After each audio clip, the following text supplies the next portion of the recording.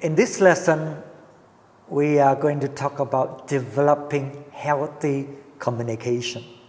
So we realized from our previous lesson, there's no other way to create intimacy in a marriage relationship except through communication. And so we want to learn how to develop healthy communication in marriage. That means we're able to share and understand and know each other. Not just on a superficial level, but we're able to get deeper and deeper and be able to deal with the difficult things, the hard things in our communication. Okay, so communication is more than just talking. In fact, it's more important in a healthy relationship to listen before we talk. So when we are communicating, our goal, our purpose is to seek to understand each other, to know what the other person thinks and what the other person is really saying, right? To understand the other person.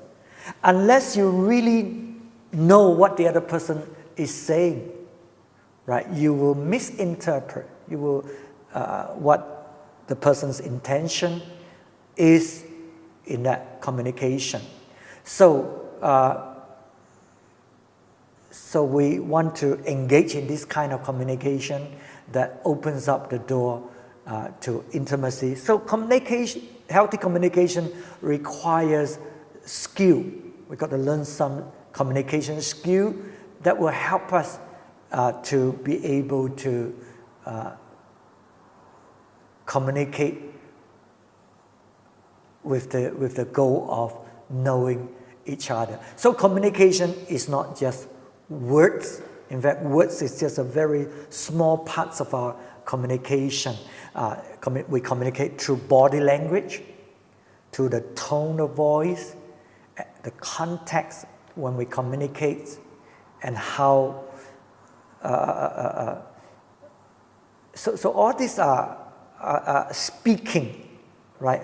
Are communicating to the other person the meaning of what we are saying. So it's more than just words. And so communication is a process of sharing information with the other person in such a way that he or she understand what you are saying. So talking, listening, understanding are the process of communication. So in order for us to have healthy communication, I want you to look at your screen now. There is a picture there of the pyramid of emotion.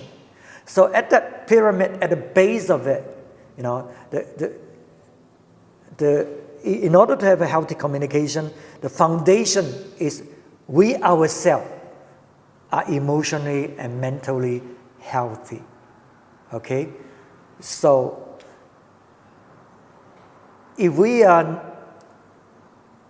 not stable emotionally, not healthy emotionally, very hypersensitive emotionally, so that doesn't help, okay, in us being able to communicate with the goal of understanding and leading to intimacy. So the best wedding gift you can give to your partner is to develop a very healthy and emotion and mental mental health. Okay, so take good care of yourself spiritually, emotionally, mentally, physically is very important. And then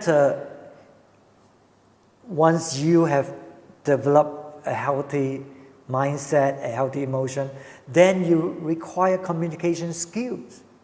Okay, but another way of developing healthy emotion is to get rid of bitterness in your hearts, forgive those who have hurt you. So these are ways that we can cultivate a healthy emotion and mental thinking. The Word of God in Hebrews chapter 12, verse 15, it says, "See to it that no one misses the grace of God, and that no bitter root grows up to cause trouble and defile many." So when we have hurts in the past, we have harbored bitterness in our hearts, maybe it's through your relationship with your parents. So it's very important that before marriage, we are in good relationship with our parents. Whatever happened, we have to forgive. Allow God to heal our emotional hurts. Or maybe with other people, we have to get rid of the root of bitterness. Otherwise, it will grow. In our marriage relationship, it will affect how you communicate with your spouse and bring destruction to your marriage. And the Bible says in Ephesians 5:1, we are imitators of God, as God's loving children, and live a life of love just as Christ loved us and gave himself up for us as a fragrant offering and sacrifice to God. Okay, so we need to allow God's love to fill our hearts, replace those wrong feelings, those painful emotional feeling, so that we are emotionally whole and sound. Okay, so once we deal with ourselves, bringing healing, restoration into our emotion, into our hearts, then we can enter into a healthy relationship. Remember, when God forgives us, he refused to bring it up again. He refused to mention it again. So this also applies to marriage relationship. We're bound to get hurt, but once you've forgiven, once you've settled that problem, don't bring it up again, okay, to accuse the other person, to condemn the other person. Right, so this is a foundation. We have healthy emotion and healthy mind. Now, the next level in this pyramid is our communication skills. So we mentioned communication is not just words, it's the tone of voice, our non-verbal communication, our body language, and so on. So the number one problem in marriage is improper communication. We do not have the skill to communicate properly, and therefore create problems and hurts in our relationship. The number one reason for divorce is communication breakdown in a marriage. When we are talking, the other person hear a different message. Okay, so therefore we're not able to really communicate and come into oneness and into intimacy. So what are some of the communication skills that we need to watch out for? We really have to honor the person when we talk to them, and encourage the person to create a relationship of trust, okay, that is there. Right, this is done with good communication skills. So how do we cultivate this good communication skill? So if you want to communicate well, we need to release the message in a very clear way and in a very accurate way, so that the person, when they hear it, they can receive the message that you are trying to communicate. Okay, so learn to speak clearly, learn to speak accurately. Quality communication comes to quantity communication. Yeah, so we need to talk about all kinds of things, and begins to talk about things that is important, And so our time of talking together is purposeful, not just talking about things that is irrelevant, but we can talk and small talk and then leading to a purpose of trying to bring a deeper understanding about one another. So that communication should be eventually purposeful and productive. So to quantity communication, this provides a means for us to maintain that trust and confidence and create that intimacy. So when we are communicating, what are the problems? So the communication specialists, they tell us that when we are talking, there are 6 possible messages that we can get through our communication. So you have only one intention. You want to communicate this message. But there are 6 possible ways the other person receives the message. So miscommunication can happen. Okay, so what are the ways that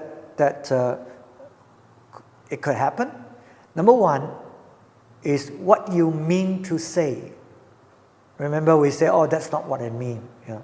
But so we are saying something, but we did not say accurately, and so the other person received the message wrong, and then we say, "This is what I mean to say," you know, and then as compared with what you actually say, right? And then number 3, what the other person hears. You know, it can be totally different because a person may interpret your message from their background, from their history, you know, from their culture.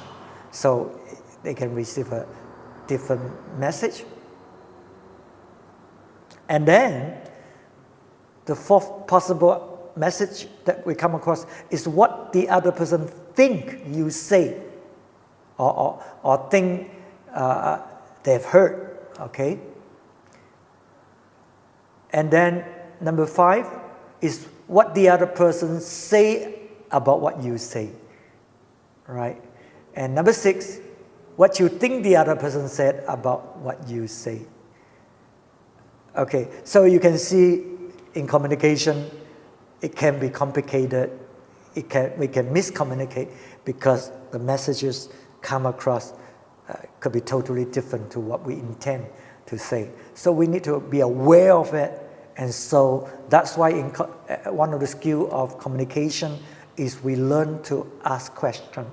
Okay, we learn to repeat what we think the other person is saying to ascertain whether this is what they are saying. Okay, so in communication, this is good to do that so that we won't miscommunicate. Okay, so speaking is a combination of words, body language, tone of voice, our background history, our insecurities also cause us to interpret the message differently. Okay, and then communication, you can't run away. It comes through words. Okay, so there is tremendous power in words. Words can be destructive. Words can bring life, can bring encouragement. It can be creative. So that's why we need to learn how to speak clearly, okay, speak accurately. In Proverbs 26:22, he said, "The words of a gossip are like choice morsel. They go down to a man's inmost parts." So words seemingly just words can penetrate into the hearts of a person that could create hurts or that can bring joy to the person. So words can break a person, right? Job 19:2, "How long will you torment me and crush me with words?" Words can literally crush a person because somebody has said something discouraging. From then on, you will never attempt to do certain things. So that's how destructive words can be. Words can guide our life. words can bring life, right? As we learn, life or death. Proverbs 18:21. The tongue has the power of life and death, and those who love it will eat of its fruits. So we can see the power of the words. So words determine the quality of our marriage. So words are important. We need to learn how to speak accurately.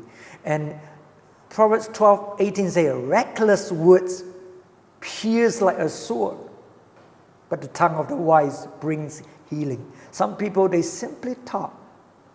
They think, oh, it's words only. Just talk. They didn't realize words can bring life or death. So don't be reckless. Don't just simply talk without thinking. And when you talk, take note of your body language, your tone of voice. Because you may not mean it, but because of your body language, you're conveying a totally different message to the hearer.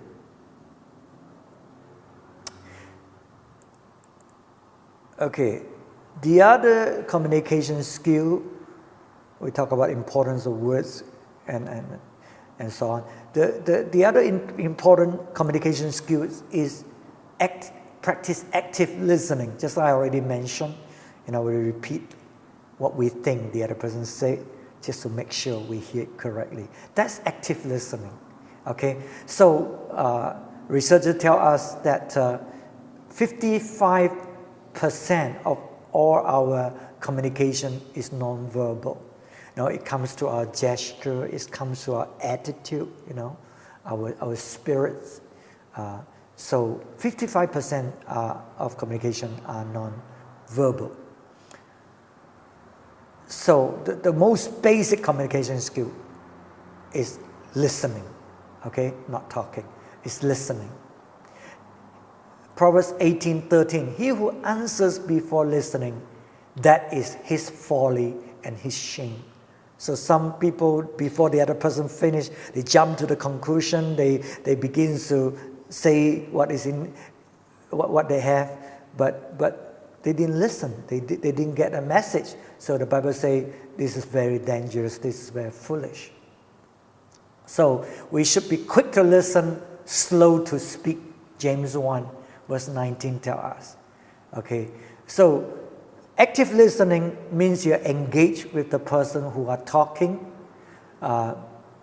tuning in fully, totally, paying attention to what they say and what you think you have heard, and seeking to understand from the other person what they really mean, not what you think they mean. So this is active listening, right? So you're not guessing what the other person is saying. So when we listen, we are interpreting the data that we gather to all the senses. What we can see, how we feel, and what we are hearing. So we are gathering all this data from all these senses, and we interpret those data, those information, and form our conclusion. So the goal of good listening is to understand the issue from the perspective of the speaker. Not what you think, but what he thinks. From his perspective, how he look at the issue. The good listener pays close attention to all the information being sent, to verbal, to non-verbal gestures, to the nod of the head, smile on the face, the expressions in the eyes, how loud they speak. All this are of interest to the person. Okay, so a good listener will encourage the person to explain further what they are saying, so that you can understand. To asking appropriate questions. When we ask questions, we ask an open-ended questions so that the person can explain, not a yes/no answer. A good listener summarizes the speaker's perspective just to ascertain what the person is saying. So we are not assuming what they say, what our spouse are thinking. We are clarifying to know what they are trying to say. So a good listener, good communication is we stick to the issue. We don't go all over the place. Some people, they just go from one thing to another. They never resolve the problem. Okay, so we need to understand the issue and just leave aside our own thinking, but just focus on what the other person is communicating, understanding the issue. And then good communication is we're able to collaborate what the other person says with what we feel, our ideas together, and reaching a very objective conclusion. Okay, so communication skill is so important. So we always are respectful of the other person, sensitive towards the other person, and don't say things that you'll regret. Okay, don't make those remarks that hurts, right? Because words is powerful, words is important. So this take a team effort. Both parties, we want to work together in order to be able to bring about good, healthy communication. So a successful marriage is able to work through all those difficulties rather than avoid the problems, avoid difficulties. We work through how to communicate with one another in order to promote growth, relational growth in our relationship. Okay, there are a list of topics that we can communicate with one another as you work together with each other, talk about each other's family, friends, what they think about appearance, their goals, their values in life, talking about their habits and behavior. There's so many things, life and death,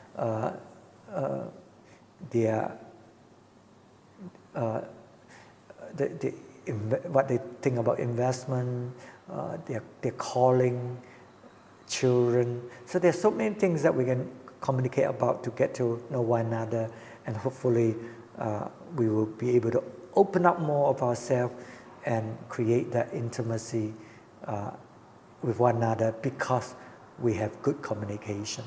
So it's important to grow in friendship, right? In friendship, we're able to confide to one another, talk about the things that are important, that's secret to us in our relationship, and have fun together. So hopefully we learn to develop healthy communication. Amen.